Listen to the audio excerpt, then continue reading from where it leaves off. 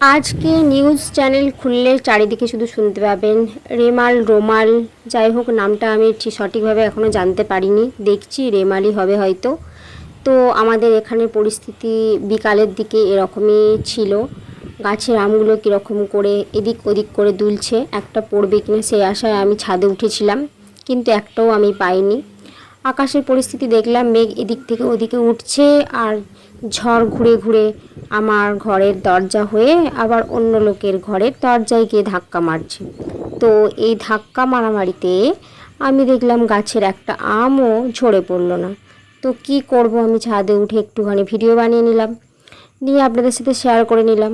কার কোনখানে এই ঝড়ের পরিস্থিতিতে কীরকম কী ক্ষতি হয়েছে বা কী হয়েছে আপনারা একটু কমেন্ট করে বলবেন।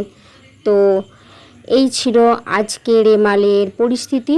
আর খবরের চ্যানেলের পরিস্থিতি হলো এই রেমাল আছড়ে পড়েছে, এখানে পড়বে, গায়ের উপর পড়বে, কারো ঘরের উপর পড়বে, এরকম বলতে বলতে মানুষকে এত ভয় খাইয়েছে যে আমরা 14বার করে ট্যাঙ্কে জল ভরছি, আবার এমার্জেন্সিতে চার্জ দিচ্ছি, মোবাইলে চার্জ দিচ্ছি। তো আর এর মাঝখানে আজকের দিনটা কেটে গেল। ভিডিওটি কেমন লাগলো জানাবেন প্লিজ প্লিজ।